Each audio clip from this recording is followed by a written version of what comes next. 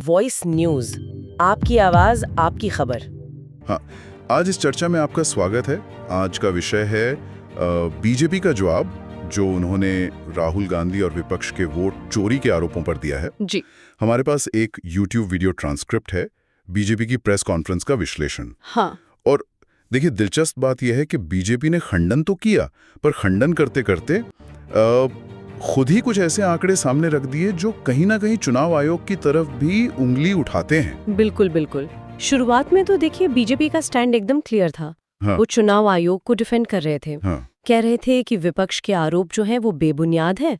लेकिन फिर बीजेपी नेता अनुराग ठाकुर ने जी खुद एक प्रेजेंटेशन दी और वो प्रेजेंटेशन वैसी ही थी, मतलब काफी मिलती जुलती जैसी राहुल गांधी ने दी थी। अच्छा, मतलब तरीका वही। हाँ, तरीका वही, जिसमें कथित अनियमितताओं के सबूत दिखाने का दावा किया गया। तो फिर फर्क क्या था? फर्क था निशाना। इस प्रेजेंटेशन में बीजेपी ने भी फर्जी या डुप्लीकेट वोटर्स के उदाहरण दिए, पर उन जगहों के जहां विपक्ष जीता है, जैसे कि वायनाड और रायबरेली। तो वो उसी तरीके का इस्तेमाल कर रहे थे जिस पर विपक्ष सवाल उठा रहा था। समझ गया। और अनुराग ठाकुर ने वो तंज भी कसा था, है ना? धूल चेहरे पर होती है, हाँ, लेकिन ये आईने को साफ करते रहते हैं। और उन्होंने चुनाव आयोग के SIR प्रोग्राम का भी बचाव किया। SIR मतलब systematic voters education and electoral participation. कहा कि ये तो सच्चे भारतीय नागरिकों के लिए है, फर्जी वोटर्स हटाने के लिए, और विपक्ष इसका विरोध क्यों कर रहा है। फिर उन्होंने कुछ स्पेसिफिक उदाहरण भी दिए। रायबरेली में कहा कि कई लोगों के वोट 3-3, 4-4 बूथ पर है। अच्छा। पश्चिम बंगाल के डायमंड हार्बर का जिक्र किया। एक खुर्शीद आलम का नाम लिया, कहा कि लिस्ट में नाम बार-बार है, लेकिन उनके बाप बदल जाते हैं। ये उनके शब्द थे। बाप बदल जाते हैं, हाँ, इसका मतलब शायद पिता का नाम अलग अलग दर्ज था हर बार। तो उनका इशारा साफ था अभिषेक बैनर्जी और कथित बांग्लादेशी वोटर्स की तरफ। हाँ, बंगाल में तो मुद्दा यही रहता है अक्सर। बिल्कुल। उन्होंने कई मुस्लिम नाम लिए और दावा किया कि ये बाहरी वोटर हैं। हालांकि देखिए, प्रेस कॉन्फ्रेंस में इसका कोई ठोस सबूत नहीं दिया गया कि वो वाकई बांग्लादेशी हैं या नहीं, बस नाम गिना दिए। हाँ।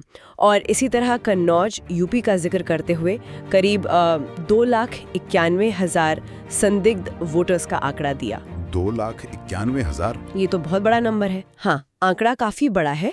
लेकिन क्या बीजेपी ने इन दावों के लिए कोई सबूत पेश किया, मतलब जैसे विपक्ष से मांग रहे थे, या ये भी बस प्रेजेंटेशन वाले दावे थे?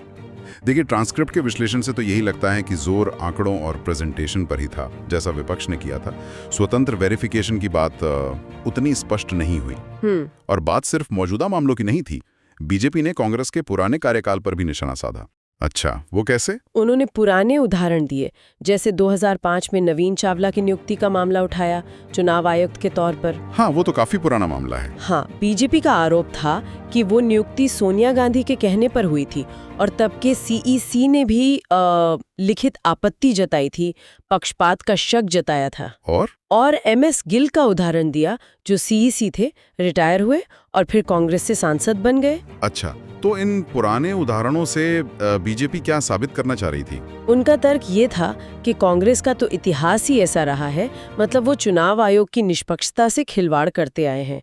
उन्होंने कहा कि कांग्रेस सिर्फ वोट चोरी ही नहीं, चुनाव आयोग को भी चोरी करने का काम करती है। बाप रे, ये तो बहुत संगीन आरोप है। हाँ, बिल्कुल। और यहीं पर बात और उलझ जाती है ना? क्योंकि एक तरफ बीजेपी विपक्ष पर कह रही है चोर मचाए शोर, हाँ, और उनसे पूछ रही है कि आपने फर्जी वोटर क्यों बनने दिए। बिल्कुल। लेकिन ये सवाल सिर्फ विपक्ष से नहीं रह जाता। फिर सही बात है, अगर वोटर लिस्ट में इतनी गड़बड़ियां हैं, जैसे आप दोनों ही पक्ष कह रहे हैं, तो ये सवाल तो कहीं ना कहीं चुनाव आयोग की प्रक्रियाओं पर भी है, उनकी क्षमता पर भी है। हाँ, तो अब स्थिति यह है कि कांग्रेस भी सवाल उठा रही है, बीजेपी भी सवाल उठा रही है। दोनों कह रहे हैं कि अनियमितताएं हैं जिनसे दूसरे को फायदा हुआ है। हाँ, लेकिन इन सबके बीच में फोकस अब चुनाव आयोग और वोटर लिस्ट की सटीकता पर आ गया है। बिल्कुल। निष्कर्ष यही है कि जहां पहले सिर्फ विपक्ष सवाल उठा रहा था, अब बीजेपी ने जो अपने बचाव में आंकड़े और दावे पेश किए हैं, वो भी जाने अनजाने उसी दिशा में इशारा कर रहे हैं। दोनों तरफ से जो डेटा आ रहा है वो वोटर लिस्ट में संभावित खामियों की तरफ संकेत तो कर ही रहा है, भले उनका इरादा एक दूसरे पर कीचड़ उछालना हो। तो मतलब आज की बातचीत का सार ये निकला कि वोट चोरी के आरोपों का जवाब देते देते बीजेपी ने खुद ही ऐसी बातें सामने रख दी जिनसे चुनाव आयोग की कार्यप्रणाली पर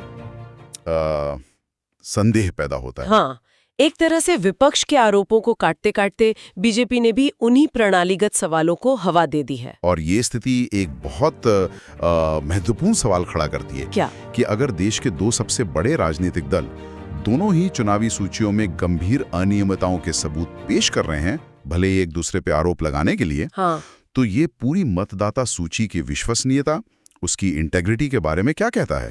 ये वाकई सोचने वाली बात है। क्या ये मुद्दा किसी एक पार्टी के नफा नुकसान से कहीं ज्यादा बड़ा है? क्या ये किसी सिस्टमिक कमी की तरफ इशारा है जिस पर हमें आरोप प्रत्यारोप से ऊपर उठकर ध्यान देना चाहिए? बिल्कुल, ये सवाल तो बनता है। इसी सवाल के साथ मुझे लगता है आज की चर्चा यहीं समाप्त करते हैं। ठीक है।